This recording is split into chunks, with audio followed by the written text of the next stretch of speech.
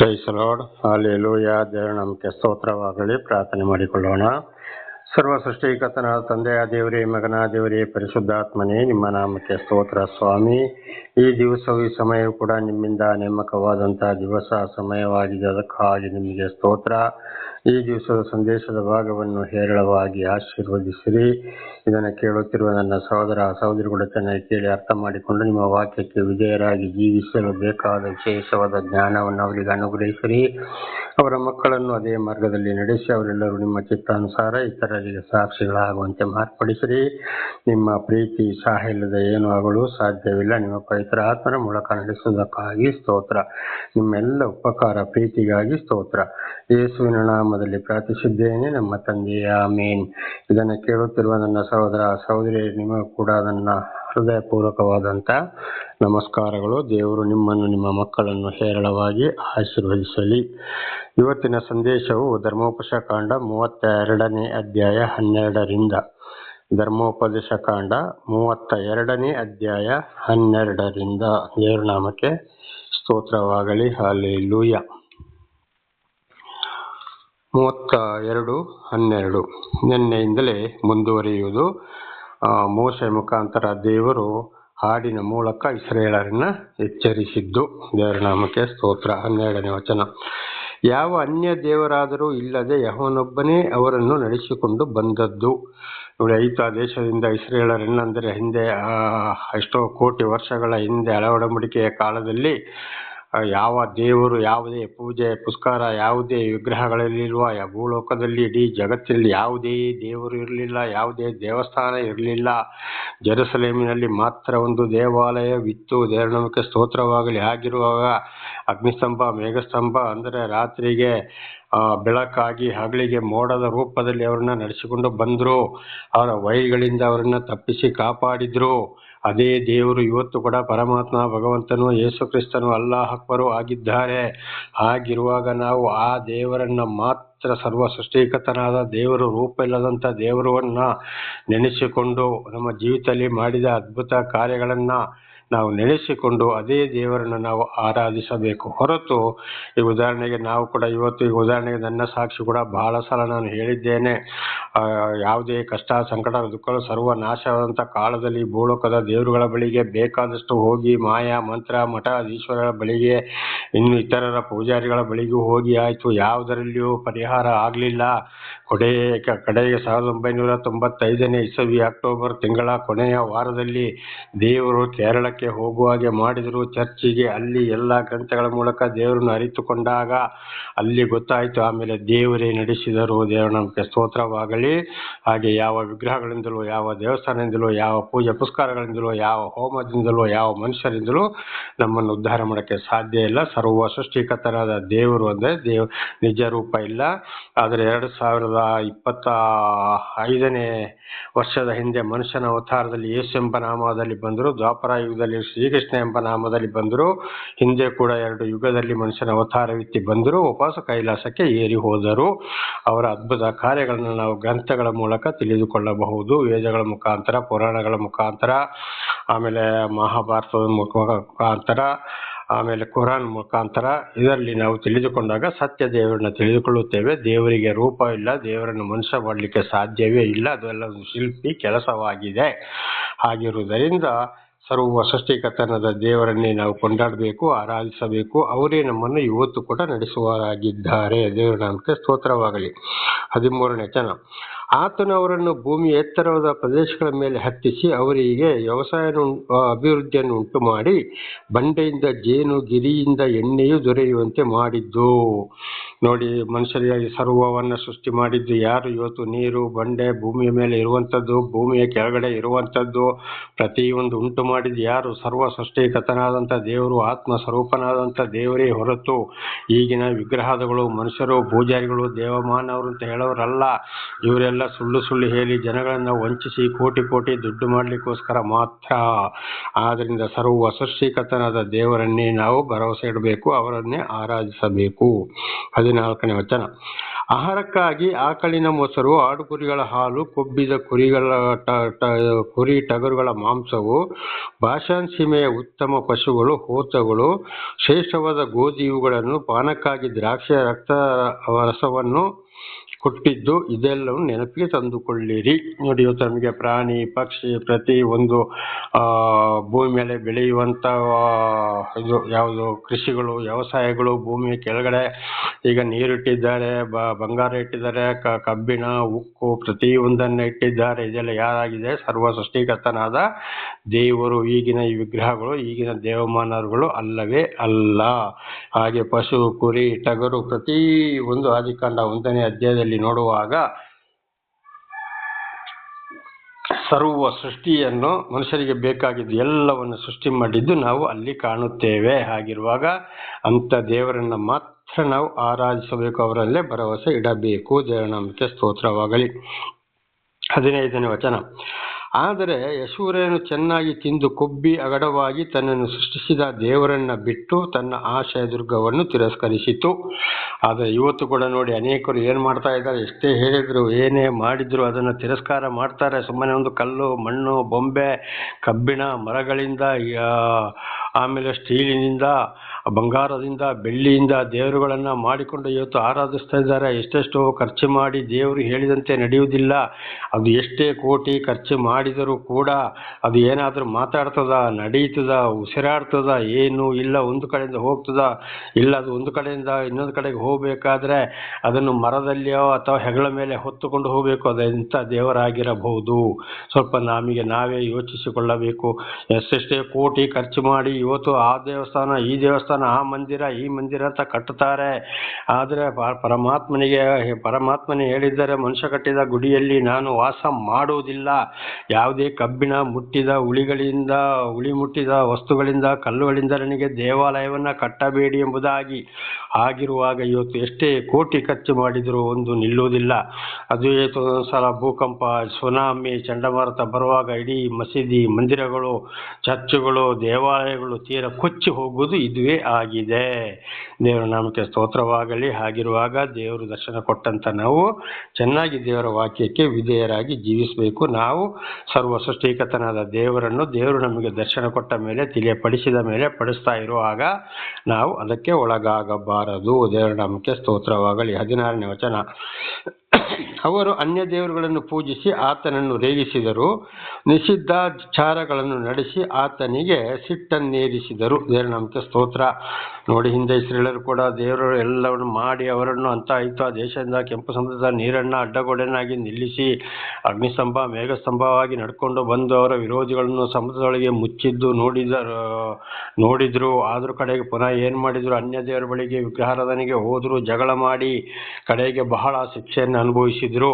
ಹಾಗೆ ಇವತ್ತು ದೇವರು ಯಾರನ್ನು ಆರಿಸಿಕೊಂಡಿದ್ದಾರೋ, ತಿಳಿಯಪಡಿಸಿದ್ದಾರೋ, ಪಡಿಸ್ತಾ ಇದ್ದಾರೋ ಅವರಿಗೆ ಸಂಪೂರ್ಣ ಸತ್ಯ ಸುವಾರ್ತೆ ತಿಳಿಯಪಡಿಸಿದಾಗ, ಪಡಿಸ್ತಾ ಇರುವಾಗ ಒಂದು ವೇಳೆ ತಿರುಗಿ ಮತ್ತೆ ಯಾರ ಮುಖಾಂತರವಾಗಲಿ ಅನ್ಯ ದೇವರು ಇವತ್ತು ವಿಗ್ರಹಾರಾಧನೆ, ಮಾಟ, ಮಾಯ, ಮಂತ್ರ, ಕದಿಯೋದು, ಸುಳ್ಳು ಹೇಳೋದು, 10 ದಶಾಜ್ಞೆಗಳಿಗೆ ವಿರುದ್ಧವಾಗಿ ಮತ್ತು ಎಲ್ಲ ವಾಕ್ಯಗಳಿಗೆ ವಿರುದ್ಧವಾಗಿ ಯಾರು ಹೋಗ್ತಾರೋ ಅಂಥವರ ಮೇಲೆ ದೇವರಿಗೆ ಬಹಳ ಕೋಪ, ತಕ್ಕಾದ ಶಿಕ್ಷೆಯನ್ನು ಅನುಭವಿಸಬೇಕಾಗ್ತದೆ. ಇದಕ್ಕೆ ದೇವರು ಕಾರಣರಲ್ಲ, ಮನುಷ್ಯರಾದ ಯಾರು ವಿರೋಧವಾಗಿ ನಡೀತಾರೋ ಅವರೇ ಕಾರಣಕರ್ತರಾಗಿದ್ದಾರೆ. ದೇವರ ನಾಮಕ್ಕೆ ಸ್ತೋತ್ರವಾಗಲಿ. ಹಲ್ಲೆಲೂಯಾ. ಹಾಗೆ 17ನೇ ವಚನ. ದೇವರೇ ಅಲ್ಲದ ಕ್ಷುದ್ರ ದೇವತೆಗಳಿಗೂ ಪಿತೃಗಳಿಗೂ ಭಜಿಸದೆ ತಮಗೆ ಮುಂಚಿತವಾಗಿ ಗೊತ್ತಿಲ್ಲದೆ ಇರುವ ನೂತನ ದೇವತೆಗಳಿಗೂ ಬಲಿಯನ್ನರ್ಪಿಸಿದರು. ನೋಡಿ, ಇವತ್ತು ಸತ್ತವರು ಅವ್ರನ್ನ ಸಮಾಧಿ ಮಾಡಿದರೆ ಆಯಿತು, ಅವರ ಶರೀರ ಕೊಳೆತು ಹೋಗ್ತದೆ. ಒಂದು ವೇಳೆ ಪರಿಶುದ್ಧರಾದರೆ ಅವರ ಶರೀರ ಕೊಳೆತು ಹೋಗುವುದಿಲ್ಲ. ಅದುವೇ ದೇವರ ಒಂದು ಪ್ರೀತಿಯಾಗಿದೆ. ಅದು ಯಾರ್ಯಾರು ಬೇಕು, ಯಾರ್ಯಾರ ಶರೀರ ಕೊಳೆಯಬಾರದೆಂಬುದಾಗಿ ಕೂಡ ದೇವರ ಜೀವಬಾಧ್ಯರ ಪಟ್ಟಿಯಲ್ಲಿ ಹೆಸರಿರುವವರು ಮಾತ್ರ ಶವ ಕೊಳೆಯೋದಿಲ್ಲ, ಬಾಕಿ ಎಲ್ಲರದು ಶವ ಕೊಳೆತು ಹೋಗ್ತದೆ. ಸಾಯುವುದಂದ್ರೆ ಏನು? ಶರೀರದಿಂದ ಜೀವವು ಹೊರಟು ಹೋಗುವಂಥದ್ದು. ಅದು ಗಾಳಿಗೆ ಸಮಾನವಾಗಿದೆ. ಆದಿಕಾಂಡ 2ನೇ ಅಧ್ಯಾಯ 7ನೇ ವಾಕ್ಯ ನೋಡುವಾಗ ಅದು ದೇವರ ಒಂದು ಉಸಿರು ಗಾಳಿ, ಅದು ಶರೀರದಿಂದ ಹೊರಟು ಹೋಗುವಂಥದ್ದು. ಇವತ್ತು ಗಾಳಿಗೆ ಊಟ ಬೇಕಾ, ಬಿರಿಯಾನಿ ಬೇಕಾ, ಕಬಾಬು ಬೇಕಾ, ಬಟ್ಟೆ ಬೇಕಾ, ಪಾಯಸ ಬೇಕಾ, ಯಾವುದು ಬೇಕು, ಯಾವುದು ಬೇಡವಲ್ಲ. ಹಾಗಿರುವಾಗ ಇವತ್ತು ಸತ್ತವರ ಫೋಟೋ ಇಟ್ಟುಕೊಂಡು ಎಲ್ಲವನ್ನ ಅದಕ್ಕೆ ಏನು ಮಾಡ್ತಾರೆ, ಪೂಜೆ ಪುಸ್ಕಾರ ಮಾಡ್ತಾರೆ. 2 ಕೊರಿಂಥ 5ನೇ ಅಧ್ಯಾಯ 10ನೇ ವಚನ ನೋಡುವಾಗ, ಮನುಷ್ಯನು ಭೂಲೋಕದಲ್ಲಿ ವಾಸವಿರುವಾಗ ಆಯುಷ್ಯಫಲ ಇದ್ದಷ್ಟು ವರ್ಷ ಇರುವಾಗ ಮಾಡಿದ ಒಳ್ಳೆದಕ್ಕಾಗಲಿ ಕೆಟ್ಟದಕ್ಕಾಗಲಿ ನ್ಯಾಯ ತೀರ್ಪು ಯಥಾಸ್ಥಿತಿ ಕ್ರಿಸ್ತನ ನ್ಯಾಯಾಸನದ ಮುಂದೆ ಕಾಣಿಸಿಕೊಳ್ಳಬೇಕೆಂಬುದಾಗಿ ಬರೆಯಲ್ಪಟ್ಟಿದೆ. ಆದರೆ ಕೊನೆಯ ಸಂದರ್ಭದಲ್ಲಿ ಇದೇ ಕೊನೆಯ ಯುಗ ಕೊನೆಯಲ್ಲಿ ದೇವರು ನ್ಯಾಯ ತೀರ್ಪಿಗಾಗಿ ಭೂಲೋಕಕ್ಕೆ ಬರುವಾಗ ಅದಕ್ಕೆ ಅವರು ಮಾಡಿದ ಒಳ್ಳೆದಕ್ಕಾಗಲಿ ಕೆಟ್ಟದಕ್ಕಾಗಲಿ ನ್ಯಾಯ ತೀರ್ಪು. ಇದನ್ನೇ ಭಾರತದಲ್ಲಿ ಶ್ರೀಕೃಷ್ಣ ಪರಮಾತ್ಮನು ಕೂಡ ಅದನ್ನೇ ಹೇಳಿದ್ದಾರೆ. ಕುರಾನ್ನಲ್ಲಿ ಕೂಡ ಅದುವೇ ಬರೆಯಲ್ಪಟ್ಟಿದೆ. ಹಾಗಿರುವಾಗ ಯಾವುದಕ್ಕೂ ಬಲಿ ಅರ್ಪಿಸ ಹೋಗಬಾರದು, ಅವರ ಸಂಗಡವೇ ಇರಬಾರದು. ಅವರಿಂದ ನಾವು ಎಚ್ಚೆತ್ತುಕೊಳ್ಳಬೇಕಾಗಿದೆ. ಇಲ್ಲದಿದ್ದರೆ ಶಿಕ್ಷೆಯನ್ನು ತಪ್ಪಿಸಿಕೊಳ್ಳಲು ಸಾಧ್ಯವಿಲ್ಲ. 18 ಇಸ್ರಾಯೇಲರೇ, ನಿಮ್ಮನ್ನು ಹುಟ್ಟಿಸಿದ ತಂದೆಯಂತಿರುವ ಶರಣನನ್ನು ನೀವು ನೆನೆಸಲಿಲ್ಲ. ಹೆತ್ತ ತಾಯಿಯಂತಿರುವ ದೇವರನ್ನು ಮರೆತು ಬಿಟ್ಟಿರಿ. ನೋಡಿ, ಇವತ್ತು ನಮಗೂ ಕೂಡ ಸರ್ವ ಸೃಷ್ಟಿ ಮಾಡಿ ಎಲ್ಲವನ್ನ ಕೊಟ್ಟು ಅನೇಕ ಕೇಡು ಗಂಡಾಂತರ ಮರಣದ ಪಾಶ ಶತ್ರುಗಳ ಕೈಯಿಂದ ಬಿಡಿಸಿ ಕಾಪಾಡಿಕೊಂಡು ಬಂದಂಥ ದೇವರನ್ನು ನಾವು ಎಂದಿಗೂ ಬಿಡಬಾರದು. ಹೆತ್ತ ತಾಯಿಗಿಂತಲೂ ಪ್ರೀತಿ ಇಟ್ಟಿರುವುದವರು ಯಾರಾಗಿದ್ದಾರೆ? ದೇವರು. ಹೆತ್ತ ತಾಯಿಗಿಂತಲೂ ಮಿಗಿಲಾದವರು ಯಾರು? ದೇವರು.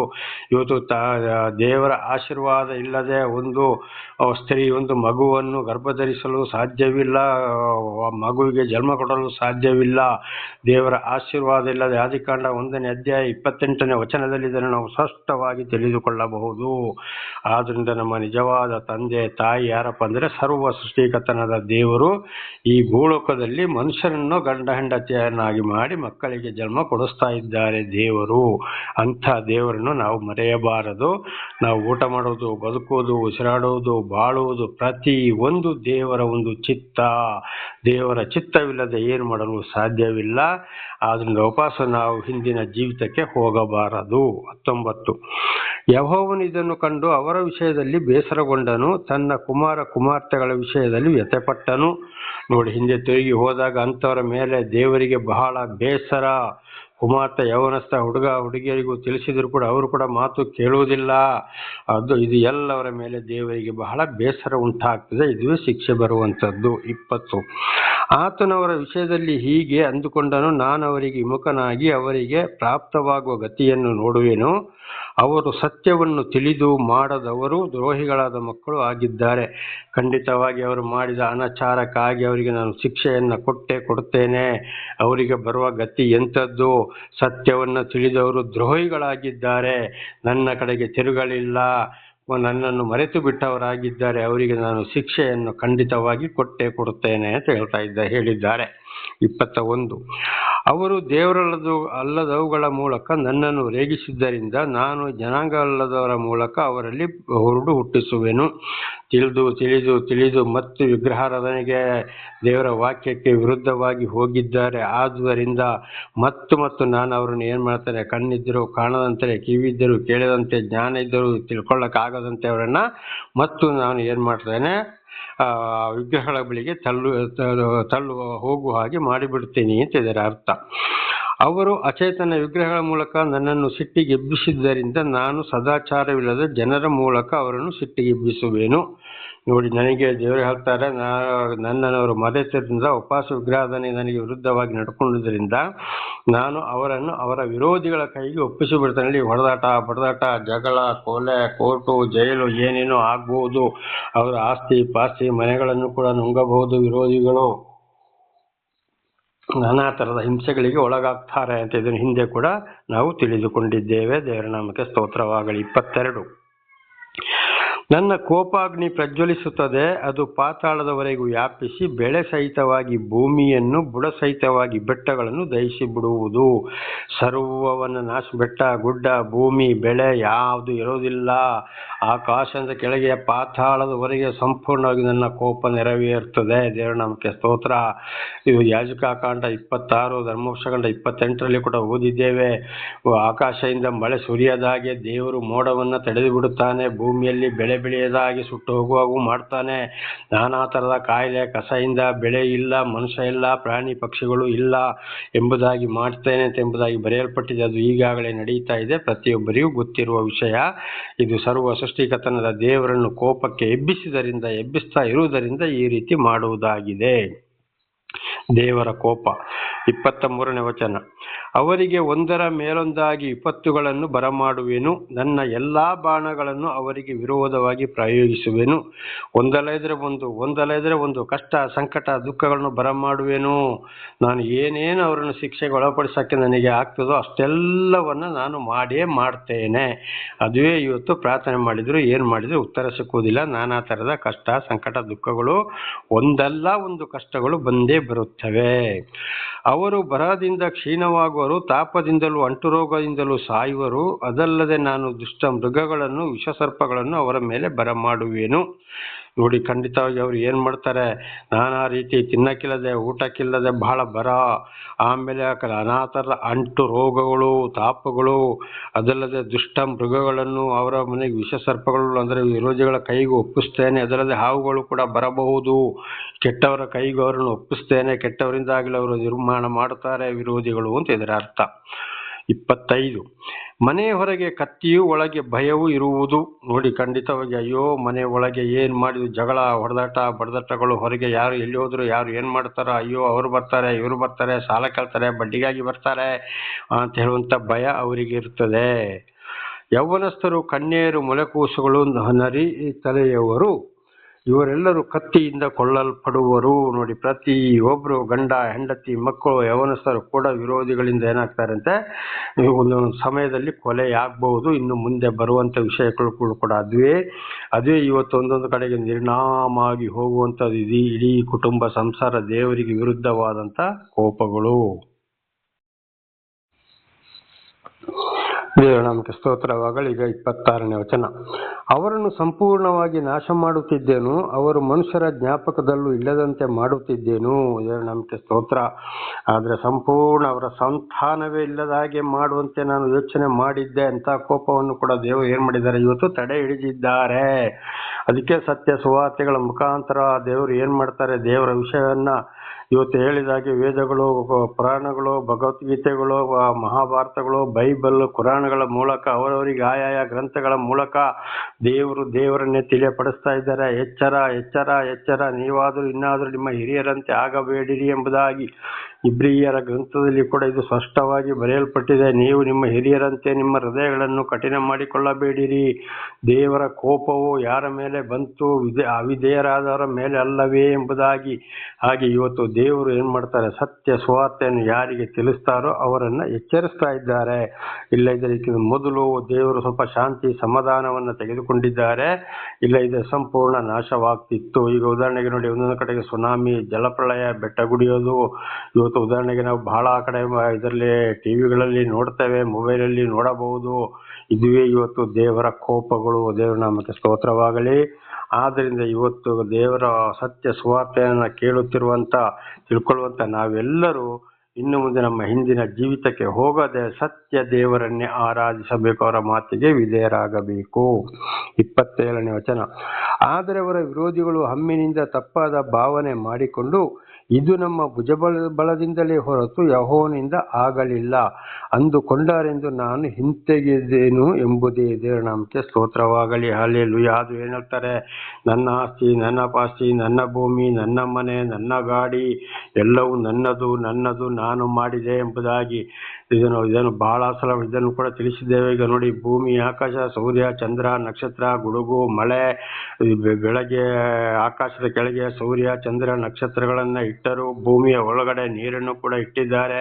ಅಲ್ಲಿ ಬೇಕಾದಂತ ಬೆಳ್ಳಿ, ಬಂಗಾರ, ಇವತ್ತು ವಾಹನಗಳಿಗೆ ಬೇಕಾದಂತ ಇದು ಯಾವುದು ಪೆಟ್ರೋಲ್ ಆಗ್ಬೋದು, ಡೀಸೆಲ್ ಆಗ್ಬೋದು, ಉಕ್ಕು, ಕಬ್ಬಿಣ, ಪ್ರತಿಯೊಂದನ್ನು ಯಾರು ಮನುಷ್ಯ ಮಾಡಿದ್ನೋ, ಅಥವಾ ಮನುಷ್ಯ ಮೊಟ್ಟ ಮೊದಲು ದೇವರು ಸೃಷ್ಟಿ ಮಾಡಿದಾಗ ಮನುಷ್ಯ ಇದ್ದನ ಏನು ಇಲ್ಲಲ್ಲ, ಪ್ರತಿ ಒಂದು ದೇವರೇ ಸೃಷ್ಟಿ ಮಾಡಿ ಮೊಟ್ಟ ಮೊದಲು ಮನುಷ್ಯರನ್ನ ಸೃಷ್ಟಿ ಮಾಡಿ ಗಂಡ ಹೆಣ್ಣನ್ನು ಆ ಗಂಡ ಹೆಂಡತಿಗೆ ಒಂದು ಆಶೀರ್ವಾದ ಮಾಡಿ ಇವತ್ತು ಭೂಲೋಕದಲ್ಲಿ ಇರುವಂತ ಇಡೀ ಎಷ್ಟೋ ಕೋಟಿ ಜನಸಂಖ್ಯೆಯಿಂದ ಜಾಸ್ತಿ ಇರುವಂಥದ್ದು ಇವತ್ತು ದೇವರ ಒಂದು ಕೃಪೆ, ಒಂದು ಪ್ರೀತಿಯಾಗಿದೆ.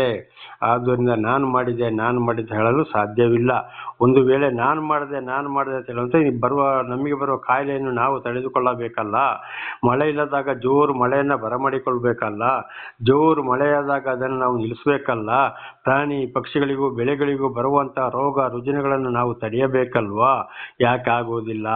ಇದನ್ನು ಅರ್ಥ ಮಾಡಿಕೊಳ್ಬೇಕು. ಆದ್ದರಿಂದ ನಾನು ಮಾಡಿದೆ ಅಂತ ಹೇಳುವಂಥದ್ದು ಇರಬಾರ್ದು. ನನಗೆಲ್ಲವೂ ದೇವರು ಕೊಟ್ಟ ವರ, ದೇವರಿಗೆ ಸ್ತೋತ್ರವಾಗಲಿ ಅಂತ ದೇವರಿಗೆ ನಾವು ಒಂದು ಕೃತಜ್ಞತೆಯನ್ನು ಸಲ್ಲಿಸಬೇಕು. ದೇವರ ನಾಮಕ್ಕೆ ಸ್ತೋತ್ರವಾಗಲಿ. 28ನೇ ವಚನ. ಅವರು ಆಲೋಚನೆ ಇಲ್ಲದ ಜನರು, ಅವರಿಗೆ ಸ್ವಲ್ಪವಾದರೂ ವಿವೇಕವಿಲ್ಲ. ಆಲೋಚನೆ ಇಲ್ಲ, ತಿಳಿಸಿದ್ರು ಕೂಡ ಕೇಳುವುದೂ ಇಲ್ಲ. ಅದು ಕೂಡ ದೇವರು ಹೇಳಿದ್ದಾರೆ, ಯಾರಿಗೆ ತಿಳಿಸ್ಬೇಕೋ ಅವರಿಗೆ ತಿಳಿಸ್ತೇನೆ, ಯಾರಿಗೆ ಜ್ಞಾನವನ್ನು ಕೊಡಬೇಕೋ ಅವರಿಗೆ ಜ್ಞಾನವನ್ನು ಕೊಡ್ತೇನೆ. ಯಾರ ಮೇಲೆ ದಯೆ ತೋರಲು ಮನಸ್ಸಿದೆಯರೋ ಅವರ ಮೇಲೆ ದಯೆ ತೋರುವೆನು, ಯಾರ ಮೇಲೆ ಪ್ರೀತಿ ಕರುಣೆ ತೋರಲು ಮನಸ್ಸಿದೆಯವರ ಮೇಲೆ ಕರುಣೆ ತೋರುವೆನು. ಅಂಥವರಿಗೆ ನನ್ನ ಜ್ಞಾನವನ್ನು ಕೊಡುವೆನು. ಅಂಥವರ ಹೃದಯದಲ್ಲಿ ನನ್ನ ಆಜ್ಞೆಗಳನ್ನು ನಾನು ಇಡುವೆನು. ಅವರೊಂದಿಗೆ ಹೊಸ ಒಂದು ಒಡಂಬಡಿಕೆಯನ್ನು ಮಾಡಿಕೊಳ್ಳುವೆನು. ಅವರು ನನಗೆ ಪ್ರಜೆಯಾಗಿರುವರು, ನಾನು ಅವರಿಗೆ ದೇವರಾಗಿರುವೆನು ಎಂಬುದಾಗಿ. ಯೆರೆಮೀಯ 31:31-34, ಇಬ್ರಿಯ 8:8-12, ಇಬ್ರಿಯ 10ನೇ ಅಧ್ಯಾಯ 16ನೇ ವಚನದಲ್ಲಿ ಇದು ಸ್ಪಷ್ಟವಾಗಿ ನಾವು ಅಲ್ಲಿ ಓದಿಕೊಳ್ಳಬಹುದು. ಆದ್ದರಿಂದ ಎಲ್ಲರೂ ಕಿವಿಗೊಡಲು ಸಾಧ್ಯವಿಲ್ಲ, ಎಲ್ಲರೂ ನಡೆದುಕೊಳ್ಳಲು ಸಾಧ್ಯವಿಲ್ಲ. ಯಾರು ತಿಳಿಸಿದಾಗ ತಿಳಿದುಕೊಳ್ಳೋದಿಲ್ವೋ, ಬದಲಾಗೋದಿಲ್ವೋ, ಸರ್ವ ಸೃಷ್ಟಿಕರ್ತನ ಬಳಿಗೆ ಬರೋದಿಲ್ವೋ ಅಂಥವರು ನಾಶಕ್ಕೆ ಹೋಗ್ತಾ ಇದ್ದಾರೆ ಎಂಬುದಾಗಿ 1 ಪೇತ್ರ 4ನೇ ಅಧ್ಯಾಯ 6ನೇ ವಚನದಲ್ಲಿ ಕೂಡ ಇದನ್ನು ನಾವು ಸ್ಪಷ್ಟವಾಗಿ ತಿಳಿದುಕೊಳ್ಳಬಹುದು. ಅಂಥವರಿಗೆ ಜ್ಞಾನವೇ ಕೊಡುವುದಿಲ್ಲ. ಅಂಥವ್ರು ಏನೇ ಆದರೂ ಈ ಲೋಕದ ವಿಷಯಗಳನ್ನ ಬಿಟ್ಟು ದೇವರ ಬಳಿಗೆ ಬರಲು ಸಾಧ್ಯವಿಲ್ಲ. ಯಾರ್ಯಾರು ಬರುತ್ತಾರೋ ಅಂಥವರನ್ನು ಮಾತ್ರ ದೇವರು ಪ್ರೀತಿಸ್ತಾರೆ ಅಂತ ಇದರ ಅರ್ಥವಾಗಿದೆ. ದೇವರ ನಾಮಕ್ಕೆ ಸ್ತೋತ್ರವಾಗಲಿ. ಹಲ್ಲೆಲೂಯಾ. 29ನೇ ವಚನ. ಅವರಿಗೆ ಜ್ಞಾನವಿದ್ದರೆ ಈ ಸಂಗತಿಗಳನ್ನೆಲ್ಲ ಗ್ರಹಿಸುತ್ತಿದ್ದರು, ತಮಗೆ ಅಂತ್ಯದಲ್ಲಿ ದುರವಸ್ಥೆ ಪ್ರಾಪ್ತವಾಗುವುದೆಂದು ತಿಳಿದುಕೊಳ್ಳುತ್ತಿದ್ದರು. ನೋಡಿ, ದೇವರು ಜ್ಞಾನ ಅಂತೇಳಿ ಎಲ್ಲರಿಗೂ ಕೊಟ್ಟಿದ್ದಾರೆ. ಆದರೆ ಲೋಕದ ಜ್ಞಾನ ಇದ್ದವರಿಗೆ ದೇವರ ಜ್ಞಾನ ಅದು ಆಗುವುದೇ ಇಲ್ಲ. ದೇವರ ಜ್ಞಾನ ಅವರಲ್ಲಿ ಇದ್ದಿದ್ದರೆ ಖಂಡಿತವಾಗಿ ಎಲ್ಲವನ್ನ ತಿಳಿದುಕೊಳ್ಳುತ್ತಿದ್ದರು. ಆಗ ದೇವರ ಒಂದು ಜ್ಞಾನವನ್ನು ಯಾರಿಗೆ ಕೊಟ್ಟಿದ್ದಾರೋ ಅವರು ಮಾತ್ರ ತಿಳಿದುಕೊಂಡು ಇವತ್ತು ದೇವರ ಬಳಿಗೆ ಬರಲು ಸಾಧ್ಯ, ಸತ್ಯ ಸುವಾರ್ತೆಯನ್ನು ಸಾರಲು ಸಾಧ್ಯ. ಇವತ್ತು ಅನೇಕರು ನಾನಿಂಥವನು ಹೇಳಿಕೊಂಡಿದ್ದರಿಂದ ಬಹಳ ಸಲ ನಾವು ತಿಳಿದುಕೊಂಡಿದ್ದೇವೆ. ಅಂಥವರು ಕೂಡ ಇವತ್ತು ದೇವಮಾನವರು ಅಂಥವರು ಇಂಥವರು ಅಂತ ಹೇಳಿಕೊಂಡು ಖಂಡಿತವಾಗಿ ಅಲ್ಲವೇ ಅಲ್ಲ. ಅಂಥವರು ದೇವರ ಬಳಿಗೆ ಹೋಗುವುದೂ ಇಲ್ಲ. ಒಂದೊಂದು ಪೂಜೆಗೆ ಇಷ್ಟಿಷ್ಟು ₹1000 ಬೋರ್ಡ್ ಹಾಕುವುದೂ ಇಲ್ಲ. ತೆಂಗಿನಕಾಯಿ, ಬಾಳೆಹಣ್ಣು, ಊದುಗಡ್ಡಿ, ಕರ್ಪೂರ, ಸಾಂಬ್ರಾಣಿ, ಹಾಲು, ಆ ಬಟ್ಟೆ, ಈ ಬಟ್ಟೆ, ಆ ನೂಲು, ಈ ನೂಲು, ಆ ಗುಂಬ, ಈ ಗುಂಬ, ಆ ತಾಯ್ತ, ಈ ತಗಡು ನನ್ನ ಕಾಲಿಗೆ ಬೀಳುತ್ತೇಳಿ ಬೀಳಿಸಿಕೊಳ್ಳುವುದಿಲ್ಲ. ಇತರರ ಆಸ್ತಿ ಪಾಸ್ತಿಗಳಿಗೆ ಆಸೆ ಪಡುವುದೂ ಇಲ್ಲ. ದೊಡ್ಡ ದೊಡ್ಡ ದೇವಾಲಯವನ್ನು ಕಟ್ಟಬೇಕು, ಅದನ್ನು ಅಭಿಷೇಕ ಮಾಡಬೇಕು ಅಂತ ಹೇಳುವುದಿಲ್ಲ, ಮಾಡೋದು ಇಲ್ಲ. ಅದರೊಳಗಿರೋದು ಬಾಯಿ ಬರದ ವಿಗ್ರಹ ಆಗಿದೆ. ಆದ್ದರಿಂದ ಖಂಡಿತವಾಗಿ ಅವರಿಗೆ ಜ್ಞಾನ ಇಲ್ಲ, ದೇವರು ಜ್ಞಾನವನ್ನು ಕೊಡಲಿಲ್ಲ. ನಮ್ಮ ಮೇಲೆ ಪ್ರೀತಿ ಇಟ್ಟು ಇವತ್ತು ನಮಗೆ ಸ್ಪಷ್ಟವಾಗಿ ಸತ್ಯವನ್ನು ತಿಳಿಸಿದ್ದಾರೆ. ಅದುವೇ ಇವತ್ತು ನನ್ನ ಬಾಯಲ್ಲಿ ಕೂಡ ಹೊರಡುವಂಥದ್ದು. ಇದು ಕೂಡ ದೇವರ ಒಂದು ಆಶೀರ್ವಾದ. ದೇವರ ನಾಮಕ್ಕೆ ಸ್ತೋತ್ರ. 30ನೇ ವಚನ. ಆದರೆ ಶರಣನು ಅವರನ್ನು ಶತ್ರುಗಳಿಗೆ ಒಪ್ಪಿಸಿಕೊಡದಿದ್ದರೆ ಒಬ್ಬನಿಂದ 1000 ಮಂದಿ ಸೋತು ಹೋಗುತ್ತಿದ್ದರೋ, ಯೆಹೋವನು ಕೈ ಬಿಡದಿದ್ದರೆ ಇಬ್ಬರಿಗೆ ಹೆದರಿ 10,000 ಮಂದಿ ಓಡಿ ಹೋಗುತ್ತಿದ್ದರೋ. ನೋಡಿ, ದೇವರು ಯಾರನ್ನ ಕೈ ಬಿಡ್ತಾರೋ ಅವರು ಅವರ ಹತ್ರನೇ ವಿರೋಧಿಗಳು ಬರ್ತಾರೆ, ಅವರವರೇ ಹೊಡೆದಾಟಕ್ಕೆ ಬರ್ತಾರೆ. ಆಗ ವಿರೋಧಿಗಳು, ಇತರ ಲೋಕದ ವಿಷಯಗಳು, ಸೈತಾನ ಜನಗಳು, ಕೆಟ್ಟವರು ಅವರೊಂದಿಗೆ ಜಗಳಕ್ಕೆ ಬರುವಾಗ ಏನ್ ಮಾಡ್ತಾರೆ? ಈ ದೇವ ಜನರು ಅಂತ ಹೇಳಿಕೊಳ್ಳೋರು ಓಡಿ ಹೋಗ್ತಾರೆ, ಅಳುತ್ತಾರೆ, ಬರೋದೇ ಇಲ್ಲ, ಕಾಣೋದೇ ಇಲ್ಲ. ಆಗ ದೇವರು ಅಂಥವರನ್ನ ಕೈ ಬಿಟ್ಟಿದ್ದಾರೆ ಅಂತ ಇದರ ಅರ್ಥವಾಗಿದೆ. ದೇವರ ನಾಮಕ್ಕೆ ಸ್ತೋತ್ರವಾಗಲಿ. 31. ನಮ್ಮ ಶರಣನಿಗೆ ತಮ್ಮ ಶರಣರು ಸಮಾನರಲ್ಲವೆಂದು ನಮ್ಮ ಶತ್ರುಗಳೇ ತೀರ್ಮಾನಿಸುತ್ತಾರಲ್ಲ. ನೋಡಿ, ಕಡೆಗೆ ಆ ಶತ್ರುಗಳು ಏನ್ ಹೇಳ್ತಾರಂತೆ? ದೇವಮಾನವರಂತೆ, ಪಾಸ್ಟರ್ಗಳಂತೆ, ಫಾದರ್ಗಳಂತೆ, ರೆವರೆಂಡ್ಗಳಂತೆ, ಬಿಷಪ್ಗಳಂತೆ, ಇಂಥ ಪೂಜಾರಿ, ಇಂಥ ಮಠಾಧೀಶ್ವರರು ಅಂತ ಹೇಳಿಕೊಂಡು ಅವ್ರನ್ನ ಸಂಪೂರ್ಣವಾಗಿ ಸದೆ ಬಡಿಯುತ್ತಾರೆ. ಆಗ ಈ ವಿರೋಧಿಗಳು ಹೇಳ್ತಾರೆ, ನಮ್ಮ ಶರಣನೇ ಬಹಳ ಉತ್ತಮ, ನೋಡಿ ಅವ್ರು ಹೆದರಿ ಹೋದ್ರು, ನಾವು ಹೊಡೆದಿದ್ದೇವೆ, ಸಾಯ್ತೇವೆ ಅಂತಂದ್ರೆ ನಾವು ದೇವ ಮಾನವರು, ದೇವ ಜನರುಗಳು, ದೇವ ವಿಶ್ವಾಸಗಳು, ನಾನು ದೇವರ ಮಗಳು, ನಾನು ದೇವರ ಮಗ ಅಂತ ಹೇಳಿಕೊಳ್ಳುವವರು ಖಂಡಿತವಾಗಿ ಅಲ್ಲವೇ ಅಲ್ಲ. ಅವರನ್ನ ವಿರೋಧಿಗಳು ಸದೆ ಬಡಿಯುವುದಾಗಿದೆ. ಇವತ್ತು ಕೂಡ ಹಾಗೆ ಒಂದು ಜನಾಂಗದ ಮೂಲಕ ಎಲ್ಲ ದೇವಸ್ಥಾನಗಳನ್ನ ಅದನ್ನ ಇದನ್ನ ಎಲ್ಲ ಏನ್ ಮಾಡ್ತಾ ಇದ್ದಾರೆ, ನಾಶ ಮಾಡಿಕೊಂಡು ಬರ್ತಾ ಇದ್ದಾರೆ. ಜಲ ಪ್ರವಾಹದಲ್ಲಿ ಸುನಾಮಿಯಲ್ಲಿ ಕೂಡ ದೇವಾಲಯಗಳು ನಾಶವಾಗ್ತಾ ಇವೆ. ಕಾರಣ ದೇವರ ಕೋಪ. ದೇವರ ನಾಮಕ್ಕೆ ಸ್ತೋತ್ರವಾಗಲಿ. ಆಗ ನಿಜವಾದ ಶರಣನೇ ಯಾರಾಗಿದ್ದಾರೆ? ಸರ್ವವನ್ನ ಸೃಷ್ಟಿ ಮಾಡಿದಂಥ ದೇವರೇ ನಿಜವಾದ ಶರಣರಾಗಿದ್ದಾರೆ. ಗ್ರಂಥಗಳ ಮೂಲಕ ಅವರನ್ನು ಓದಿ ಇತರರ ಸಾಕ್ಷಿಗಳ ಮೂಲಕ ತಿಳಿದುಕೊಂಡು ಸತ್ಯ ಸುವಾರ್ತೆಯನ್ನು ಸಾರುವಾಗ ಅಂಥವರ ಮಾತಿಗೆ ಬೆಲೆ ಕೊಟ್ಟು ದೇವರ ಬಳಿಗೆ ಬಂದರೆ ಸರಿಯಾದ ಆಶೀರ್ವಾದವನ್ನು ಪಡೆದುಕೊಳ್ಳಬಹುದು. 32. ಅವರು ಸೊದೋಮೆರೆಂಬ ದ್ರಾಕ್ಷಾಲತೆಯ ಒಂದು ಬಳ್ಳಿಯಾಗಿದ್ದರೆ ಅದು ಗೋಮೆರ ಪಟ್ಟಣದ ತೋಟಗಳಲ್ಲಿ ಬೆಳೆಯುವ ಜಾತಿ, ಅದರ ಹಣ್ಣಿನ ಗೊಂಚಲು ವಿಷ. ಸೊದೋಮ್ ಅಂದರೆ ಶಾಪಗ್ರಸ್ತರು. ಆಗ ಈ ದೇವರನ್ನು ಅರಿಯದವರು, ಈ ಕೆಟ್ಟ ಜನಗಳು, ಲೋಕದ ವಿಷಯದಲ್ಲಿ ಹೋಗುವವರು, ಅವರು ಪೂರ್ತಿ ಕೆಟ್ಟ ಜನಗಳು. ಹಾಗೆ ಇವತ್ತು ದೇವರು ಕರೆದು ದೇವರ ಮಾತನ್ನ ತಿಳಿಸಿದರು ಹಿಂದೆ ತಿರುಗಿ ಹಿಂದಿನ ಜೀವಿತಕ್ಕೆ ಹೋಗಿ ಅವರೊಂದಿಗೆ ಹೋಗುವುದಾದರೆ ಅವರು ಕೂಡ ವಿಷಮೂರ್ಖರು, ಅವರು ಕೂಡ ಶಾಪಗ್ರಸ್ತರು. ಆ ಹಣ್ಣು ವಿಷ ಅಂದರೆ ಅವರ ಮಾತು, ನಡೆ, ನುಡಿ, ಕಾರ್ಯ ಎಲ್ಲ ದೇವರಿಗೆ ಕೆಟ್ಟದಾಗಿರ್ತದೆ. ಅಂಥವ್ರು ಬಹಳ ಶಿಕ್ಷೆಯನ್ನು ಅನುಭವಿಸಬೇಕಾಗ್ತದೆ. ಎಷ್ಟೇ ಬೋಧನೆ ಮಾಡ್ಬೋದು, ಏನೇ ಮಾಡ್ಬೋದು, ಎಂಥ ಭಾಷೆಯಲ್ಲಿ ಮಾತಾಡ್ಬೋದು, ಎಲ್ಲೆಲ್ಲಿಗೂ ಹೋಗ್ಬೋದು, ಎಂತೆಂಥದ್ದು ಸ್ಟೈಲ್ ಮಾಡ್ಬೋದು. ಇಂಥವರು ಕುಪ್ಪಲ್ಲರು ವಿಷಮೂರ್ಖರಾಗಿದ್ದಾರೆ ಅಂತ ಇದರ ಅರ್ಥ. ಅಂದರೆ ದೇವರಂಥವರನ್ನ ಕೈ ಬಿಟ್ಟಿದ್ದಾರೆ. 33ನೇ ವಚನ. ಅದರ ರಸ ಸರ್ಪವಿಷದಂತೆ ಮರಣಕರವಾದದ್ದು. ಅಂದರೆ ಅವರ ರಸ ಅಂದರೆ ಅದರ ಮಾತು ಪ್ರತಿ ಒಂದು ನಾಶಕ್ಕೆ ತಗೊಂಡುವಂತಹ ಅಂಥವರ ಮಾತನ್ನ ಯಾರು ಕೇಳಿದರೂ ಕೂಡ ಇವತ್ತು ಶರಣನು ಅಂಥವನು ಇಂಥವನು ತಿಳ್ಕೊಂಡು ನಾನಾ ಥರದ ವೇಷ ಹಾಕೊಂಡು ಬರ್ಬೋದು, ನಾನಾ ಥರದ ಸ್ಟೈಲ್ ಮಾಡಿಕೊಂಡು ಅಂಥವರ ಮಾತು ಕೇಳಿದರೆ ಅದು ನಾಶಕ್ಕೆ ಹೋಗ್ತದೆ.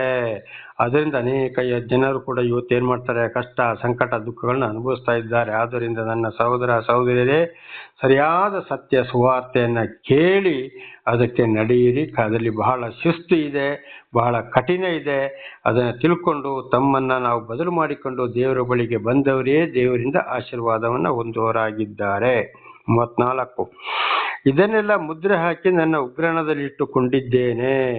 ನೋಡಿ, ಪ್ರತಿ ಒಂದನ್ನ ದೇವರ ಯೋಚನೆಯಲ್ಲಿ ಇಟ್ಟುಕೊಳ್ತಾರೆ. ಇವತ್ತೊಂದು ರೈತ ಒಳ್ಳೆ ಒಂದು ಬೆಳೆ ಬೆಳೆದು ಕಾಳನ್ನ ತೂರಿ ಗಟ್ಟಿ ಕಾಳನ್ನು ಏನ್ ಮಾಡ್ತಾನೆ, ಕಣಜಕ್ಕೆ ತುಂಬಿ ಬೀಗ ಹಾಕಿ ಅಲ್ಲಿ ಯಾವುದೇ ಹುಳ ಉಪ್ಪಟೆ ಇಳಿ ಹೆಗ್ಗಣ ಬಾರದಂತೆ ಗೌಪ್ಯವಾಗಿ ಕಾಪಾಡಿಕೊಳ್ತಾನೆ ಎಲ್ಲವನ್ನ. ಅದೇ ರೀತಿ ಇವತ್ತು ದೇವರು ಎಲ್ಲವನ್ನ ನೋಡಿಕೊಂಡು ತನ್ನ ಮನಸ್ಸಿನಲ್ಲಿ ಇಟ್ಟುಕೊಂಡು ತೀರ್ಪು ಕೊಡುವವರಾಗಿದ್ದಾರೆ. ಅದುವೇ ಇವತ್ತು ಇಡೀ ಲೋಕಕ್ಕೆ ಬರುತ್ತಾ ಇರುವಂತ ಶಿಕ್ಷೆಯ ತೀರ್ಪಾಗಿದೆ. 35. ಪ್ರತೀಕಾರ ಮಾಡಿ ಮೈಯಿಗೆ ಮೈ ತೀರಿಸುವುದು ನನ್ನ ಕೆಲಸ. ಅವರು ಜಾರಿ ಬೀಳುವ ಸಮಯ ಬರುವುದು, ಅವರಿಗೆ ಆಪತ್ಕಾಲವು ಸಮೀಪಿಸಿತು, ಅವರಿಗೋಸ್ಕರ ಸಿದ್ಧವಾಗಿರೋ ದುರ್ಗತಿ ಬೇಗನೆ ಬರುವುದು. ಆದರೆ ಮೈಯಿಗೆ ಮೈ ತೀರಿಸುವುದು ದೇವರಾಗಿದ್ದಾರೆ. ಹೀಗಿರುವಾಗ ದೇವರು ನಮ್ಮನ್ನು ಆರಿಸಿಕೊಂಡು ನಮ್ಮನ್ನು ನಡೆಸುವಾಗಲೂ ನಮಗೆ ಯಾರಾದರೂ ವಿರೋಧಿಗಳು ಬರುವುದಾದರೆ, ಬೈಯುವುದಾದರೆ, ಹೊಡೆಯುವುದಾದರೆ, ಬಡಿಯುವುದಾದರೆ, ಜೈಲಿಗೆ ಹಾಕುವುದಾದರೆ ಅಥವಾ ಕೊಲ್ಲುವುದಾದರೆ, ಕೊಂದ ಮೇಲೆ ನಾವು ಸತ್ತ ಮೇಲೆ ಏನು ಮಾಡೋಕ್ಕೂ ಆಗುವುದಿಲ್ಲ. ಆದರೆ ಜೀವಿತ ಕಾಲದಲ್ಲಿ ಹೀಗಿರುವಾಗ ನಾವು ಅವರಿಗೆ ಮೈಯಿಗೆ ಮೈ ಎದುರಾಗಿ ನಾವು ಹೋಗಬಾರದು. ಅವರಿಗಾಗಿ ನಾವು ಪ್ರಾರ್ಥಿಸಬೇಕು. ಒಂದು ಉದಾಹರಣೆ, ದೇವರೇ ಯೇಸು ಎಂಬ ನಾಮದಲ್ಲಿ ಬಂದಾಗ ಶಿಲುಬೆ ಮೇಲೆ ತೂಗಾಡಿಕೊಂಡು ಒಂದು ಮಾತನ್ನು ಹೇಳಿದ್ರಲ್ಲವೇ, ತಂದೆಯವರನ್ನು ಕ್ಷಮಿಸು, ಏನು ಮಾಡ್ತಾರೆ ಅಂತ ಇವರಿಗೆ ಗೊತ್ತಿಲ್ಲ ಅಂತೇಳಿ ಹೊಡೆದ್ರು, ಬಡಿದ್ರು, ತಲೆ ಬೋಳಿಸಿದ್ರು, ಮುಳ್ಳಿನ ಕೆಳಗೆ ತುಳಿಸಿದ್ರು, ಗಡ್ಡವನ್ನು ಕಿತ್ತರು, ಅವರ ಕೈಗೆ ಕೋಲನ್ನು ಕೊಟ್ಟರು. ಅದೇ ಕೋಲನ್ನು ತೆಗೆದು ತಲೆಗೆ ಮುಳ್ಳಿನ ಕಿರೀಟನ್ನು ಬಡಿಸಿ ಅದರ ಮೇಲೆ ಹೊಡೆದರು. ಏನಾದರೂ ಶಾಪ ಹಾಕಿದ್ರ, ಬೈದ್ರ? ಇಲ್ಲವೇ ಇಲ್ಲ. ಆ ಒಂದು ಶಾಂತಿ ಸಮಾಧಾನದಲ್ಲಿ ಇವತ್ತು ನಾವು ಕೂಡ ಹೋಗಬೇಕು. ಅಂಥವರಿಗೆ ಆಗ ಬೈದ್ರು, ಮಾಡಿದ್ರು, ಏನೇ ಮಾಡಿದ್ರು ಅವರೊಂದಿಗೆ ದೇವರೇ ನಮ್ಮ ಪರವಾಗಿ ಯುದ್ಧ ಮಾಡಿ ಅವರಿಗೆ ಬೇಗ ಶಿಕ್ಷೆಯನ್ನು ಬರಮಾಡ್ತಾರೆ. ಆ ಶಿಕ್ಷೆ ನಮ್ಮ ಕಣ್ಣಾರೆ ಕಾಣ್ಬೋದು, ಕಿವಿಯಾರೆ ಕೇಳ್ಬೋದು. ಇದು ಕೀರ್ತನೆ 112ರಲ್ಲಿ ಬರೆಯಲ್ಪಟ್ಟಿದೆ. ಇದು ನನ್ನ ಜೀವಿತದಲ್ಲಿ ಕೂಡ ನನಗೆ ಹೀಯಾಳಿಸಿದವರು, ಮಾಡಿದವರು, ಏನೇನೋ ಮಾಡಿದವರ ಪರಿಸ್ಥಿತಿ ಅಧೋಗತಿ. ಬಹಳ ಜನರು ಈ ಲೋಕವನ್ನೇ ಬಿಟ್ಟು ಹೋಗಿದ್ದಾರೆ. ಎಷ್ಟೋ ನನ್ನಿಂತ ಹಿರಿಯರು ಈಗಲೂ ಶಿಕ್ಷೆಯನ್ನು ಅನುಭವಿಸುತ್ತಲೇ ಇದ್ದಾರೆ. ಆದರೆ ದೇವರು ಅವರನ್ನು ಕ್ಷಮಿಸಲಿ, ಅವರನ್ನು ಸಾಕ್ಷಿಯನ್ನಾಗಿ ಮಾರ್ಪಡಿಸಲಿ ಎಂದು ದೇವರೇ ನಿಮ್ಮ ಕೋಪವನ್ನು ಕಡಿಮೆ ಮಾಡಿಕೊಳ್ಳಿರಿ ಎಂದಲ್ಲಿ ಪ್ರತಿ ದಿವಸ, ಸಬ್ಬತ್ತು ದಿವಸ, ಶನಿವಾರ ಪ್ರಾರ್ಥನೆಯಲ್ಲಿ ವಾರಕ್ಕೆ 1 ಸಲ ನಾನಂಥವರಿಗೆ ಬೇಡುವವನಾಗಿದ್ದೇನೆ. ಅಂಥವರಿಗೆ ಶಿಕ್ಷೆ ದೇವರೇ ಕೊಡ್ತಾರೆ. ದೇವರ ನಾಮಕ್ಕೆ ಸ್ತೋತ್ರವಾಗಲಿ. 36. ಆಗ ಯೆಹೋವನು ತನ್ನ ಜನರಿಗೋಸ್ಕರ ನ್ಯಾಯ ತೀರಿಸುವನು. ದೇವರ ನಾಮಕ್ಕೆ ಸ್ತೋತ್ರ. ಅವರು ನ್ಯಾಯ ತೀರ್ಪು ಬರುವಾಗ ಅಥವಾ ಇಲ್ಲದಿದ್ದರೆ ಸ್ವಲ್ಪ ಸಮಯ ಅವರ ಗರ್ವ ಅಹಂಕಾರ ಮಾತುಗಳು ನಡೀತವೆ. ಆಮೇಲೆ ದೊಡ್ಡ ದೊಡ್ಡ ಕಾಯಿಲೆಗಳು ಮಲಗಿದಲ್ಲಿಂದ ಹೇಳಲಾರದೆ ಕೂಗಾಡಿಕೊಂಡು ಮಾಡಿಕೊಂಡು ಇರಬೇಕು. ದೇವರೇ ನ್ಯಾಯ ತೀರಿಸುವವನಾಗಿದ್ದಾನೆ. ಆಗ ಯಾರು ಅವರ ಈ ಕೆಟ್ಟ ಜನರ ಒಂದು ಶಿಕ್ಷೆಗೆ ಒಳಗಾದರೋ, ದುಷ್ಟರ ಶಿಕ್ಷೆಗೆ, ಅವರು ಖಂಡಿತವಾಗಿಯೂ ದೇವರ ಶಿಕ್ಷೆಯನ್ನ ಕಣ್ಣಾರೆ ಕಾಣುವವರಾಗಿದ್ದಾರೆ. ಪರತಂತ್ರರಾಗಲಿ ಸ್ವತಂತ್ರರಾಗಲಿ ಅವರೆಲ್ಲರೂ ನಿರಾಶರಾಗಿ ನಿಶೇಷರಾದದ್ದನ್ನು ಆತನು ತಿಳಿದಾಗ ತನ್ನ ಸೇವಕರಾದ ಅವರ ವಿಷಯದಲ್ಲಿ ಪಶ್ಚಾತ್ತಾಪ ಪಡುವನು. ದೇವರ ನಾಮಕ್ಕೆ ಸ್ತೋತ್ರವಾಗಲಿ. ಹಲ್ಲೆಲೂಯಾ. ಒಂದು ವೇಳೆ ಕಷ್ಟ, ಸಂಕಟ, ದುಃಖಗಳು ಇವತ್ತು ಅನುಭವಿಸ್ತಾ ಇರುವಾಗ ದೇವರು ಆದುಕೊಂಡವರಿಗೆ ಈ ರೀತಿ ವಿರೋಧಿಗಳಿಂದ ಬಂದಾಗ ದೇವರು ಅದಕ್ಕೆ ಬೇಸರ ಪಡ್ತಾರಂತೆ. ದೇವರೇ ಈ ರೀತಿ ಮಾಡ್ತಾ ಇದ್ದೀರಲ್ಲಪ್ಪ, ಇಲ್ಲಿ ನಿಮಗೆ ನ್ಯಾಯ ತೀರಿಸ್ತೇನೆ ಅಂತೇಳಿ. ಖಂಡಿತವಾಗಿಯೂ ದೇವರ ನಾಮಕ್ಕೆ ಸ್ತೋತ್ರವಾಗಲಿ. ಹಾಗೆ ದೇವರಿಂದ ಆದುಕೊಂಡವರಿಗೆ ಹಿಂಸೆ, ಕಷ್ಟ, ಸಂಕಟ, ದುಃಖ ಬಂದಾಗ ಇತರರಿಂದ ದೇವರೇ ಅದನ್ನ ನೋಡೋರಾಗಿದ್ದಾರೆ, ಪ್ರತೀಕಾರ ತೀರಿಸೋರಾಗಿದ್ದಾರೆ. ಇದು ಮತ್ತಾಯ, ಮಾರ್ಕ, ಲೋಕದಲ್ಲಿ ಕೂಡ ನಾವು ಓದ್ಬೋದು.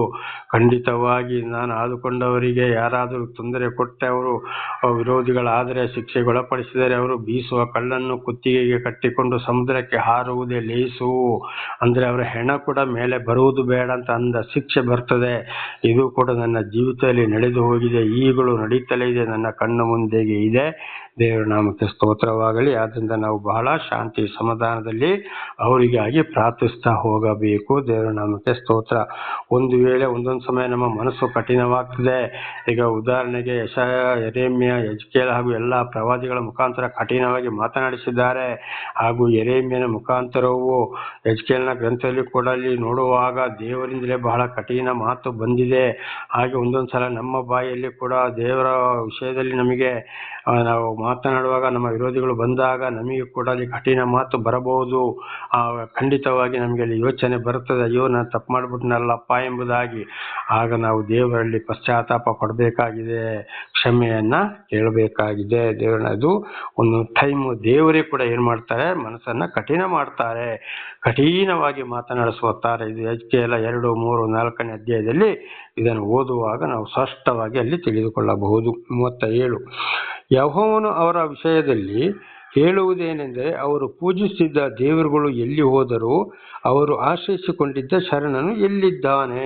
ನೋಡಿ, ದೇವರು ಕಷ್ಟ, ಸಂಕಟ, ದುಃಖ ಬಂದಾಗ ಗೋಳಾಡ್ತಾರೆ, ಅಯ್ಯೋ ಅಯ್ಯೋ ಅಂತ ಹೇಳ್ತಾರೆ. ಎಲ್ಲಿಗೆ ಹೋದ್ರು, ಏನೇ ಮಾಡಿದ್ರು, ಯಾವ ಶರಣನ ಹತ್ರ ಹೋದ್ರು, ಯಾವುದೇ ಪೂಜೆ ಪುಸ್ಕಾರ ಮಾಡಿದ್ರು, ಯಾವ ಒಂದು ಮಂತ್ರಾದಿಗಳನ್ನ ಪೂಜಾರಿಗಳನ್ನ ಆಗಲಿ ಮನೆಗೆ ಬಂದು ಏನೇನೇ ಮಾಡಿದ್ರು, ಎಂಥ ಹೋಮ ಹಾಕಿದ್ರು, ಅವರು ಕಷ್ಟ, ಸಂಕಟ, ದುಃಖದಲ್ಲಿ ಬಿಡುಗಡೆ ಆಗಲು ಸಾಧ್ಯವಿಲ್ಲ. ಕಾರಣ ದೇವರಿಗೆ ವಿರುದ್ಧವಾಗಿ ದೇವರು ಒಂದ್ಸಲ ಅಂಥವರನ್ನ ಆರಿಸಿಕೊಂಡು ಖಂಡಿತವಾಗಿ ಅವರಿಗೆಲ್ಲವನ್ನ ಕೊಟ್ಟು ಸಲಹುತ್ತಾ ಇರುವಾಗ ಹಿಂದೆ ತಿರುಗಿ ಲೋಕದ ವಿಷಯಗಳಿಗೆ ಹೋದಾಗ ದೇವರವರನ್ನ ಕೈ ಬಿಟ್ಟು ಬಿಡ್ತಾನೆ. ಆಗ ಅವರಿಗೆ ಯಾರು ಏನ್ ಮಾಡೋಕ್ಕೂ ಆಗೋದಿಲ್ಲ. ಆಗ ದೇವರು ಯೋಚನೆ ಮಾಡ್ತಾರೆ ಅಂತ ಹೇಳ್ತಾರಂತೆ, ಎಲ್ಲಿದ್ದಾರಪ್ಪ ನಿನ್ನ ಶರಣ, ಪೂಜೆ ಪುಸ್ಕಾರ ವಿಗ್ರಹಗಳು, ಈಗ ಅನುಭವಿಸಿದೆಯಲ್ಲ ಅನುಭವಿಸುವ ಎಂಬುದಾಗಿ. ಇದುವೇ ಇವತ್ತು ದೇವರು ಆದುಕೊಂಡವರು. ದೇವರು ಯಾರ ಜೀವಿತದಲ್ಲಿ ಅದ್ಭುತ ಕಾರ್ಯಗಳನ್ನ ಮಾಡಿದ್ದಾರೋ, ಯಾರು ದೇವರನ್ನು ಹಿಂಬಾಲಿಸಿ ಹೋಗ್ತಾರೋ ಅವರು ವಿರೋಧವಾದರೆ ಇದುವೇ ಶಿಕ್ಷೆ. ಇದು ನಾಳೆಗೂ ಮುಂದುವರಿಯುವುದು. ಪ್ರಾರ್ಥನೆ ಮಾಡಿಕೊಳ್ಳೋಣ. ಸರ್ವ ಸೃಷ್ಟಿಕರ್ತನ ತಂದೆಯ ದೇವರೇ, ಮಗನ ದೇವರೇ, ಪರಿಶುದ್ಧಾತ್ಮನೇ, ನಿಮ್ಮ ನಾಮಕ್ಕೆ ಸ್ತೋತ್ರ. ಇವತ್ತಿನ ಸಂದೇಶವನ್ನು ನನ್ನ ಸಹೋದರ ಸಹೋದರಿಗೆ ನೀವು ತಿಳಿಸಿದಕ್ಕಾಗಿ ಸ್ತೋತ್ರ.